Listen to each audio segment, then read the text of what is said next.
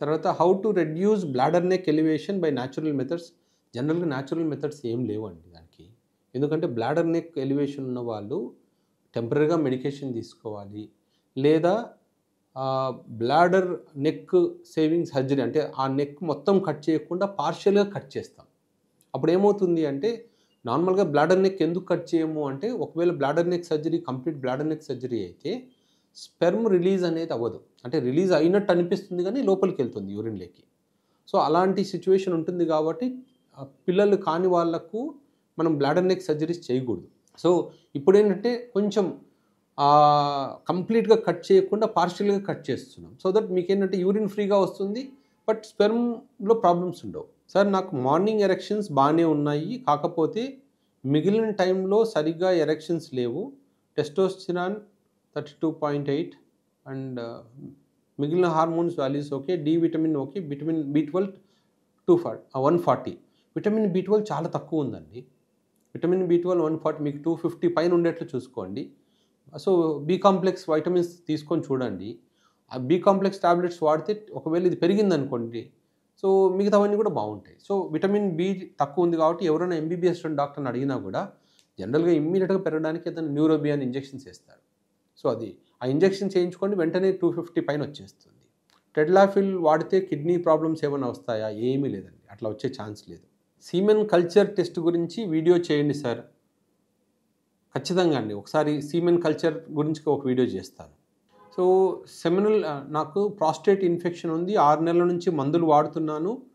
రీసెంట్‌గా shock wave therapy start చేశాను. ఇది తగ్గుతుందా?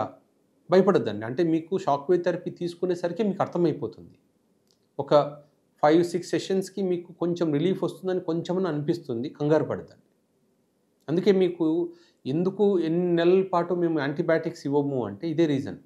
సో, ఒక 3 మంత్స్‌లో తగ్గలేదనుకోండి ప్రాస్టేట్ ఇన్ఫెక్షన్, మనం మందులు ఆపేసి డైరెక్ట్‌గా shock wave థెరపీకెళ్ళాలి.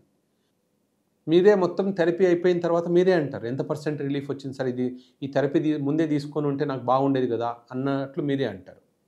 Sir chronic bacterial prostatitis and over active bladder 2 ఒకటే పేషెంట్‌లో ఉంటాయా? ఉండే ఛాన్స్ ఉంటుంది. ఎందుకంటే ఈ ఇన్ఫెక్షన్ ప్రాస్టేట్‌లో ఇన్ఫెక్షనే ఈ బ్లాడర్‌ని ట్రిగ్గర్ చేస్తూ ఉంటుంది. సో, దానివల్ల ఓవర్ యాక్టివ్ బ్లాడర్ అవ్వచ్చు. సార్ నా ఏజ్ 32, టెస్టోస్టెరాన్ 150 ఉంది. డాక్టర్‌ని ఆండ్రాలజిస్ట్‌ని కలిస్తే క్లోమిఫెన్ సిట్రేట్ అండ్ ఎల్ఆర్జినిన్ సాషేస్, టెడ్లాఫిల్ 2.5 ఎంజీ 1 మంత్‌కి ఇచ్చారు. దీనివల్ల బాగానే ఉంది. ఇంకా ఎక్స్‌ట్రా 1 మంత్ వాడొచ్చా? వాడొచ్చండి. No problem. కాకపోతే మళ్ళీ ఒకసారి మీరు టెస్టోస్టెరాన్ ఇప్పుడు క్లోమిఫెన్ సిట్రేట్ వాడుతున్నారు కదా! డోసేజ్ ఓన్లీ 25 మిల్లీగ్రామ్స్ మాత్రమే వాడాలి క్లోమిఫెన్ సిట్రేట్. ఎక్కువ వాడకూడదు. సో, ఒక మంత్ వాడిన తర్వాత ఎంత టెస్టోస్టెరాన్ పెరిగింది? ఇప్పుడు 150 ఉండింది కదా మీకు. 150 నుంచి 500 అయిందా? లేకపోతే 400 అయిందా? 250 ఉందా?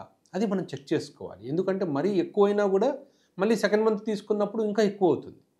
సో, అందుకని మనం టెస్టోస్టెరాన్ 1 మంత్ వాడినప్పుడు ఎంత పెరిగింది లేదో చూసి చెక్ చేసుకొని వాడితే better. Sir 8 months onwards testicular pain ఉంది. చాలామంది యూరాలజిస్ట్‌ని నేను కలిసాను. Blood test, urine test, semen test అన్నీ చేయించుకున్నాను. చాలా వరకు యాంటీబయాటిక్స్ వాడాను. పెయిన్ కిల్లర్స్ వాడాను. ఇంతవరకు పెయిన్ తగ్గలేదు. టెస్టిస్‌లో పెయిన్ ఉంది. సో, సీమెన్ కల్చర్‌లో ఈకోలై అని వచ్చింది. తర్వాత క్లెబ్సియల్లా న్యూమోనియా వచ్చింది. విటమిన్ డెఫిషియన్సీ ఉంది.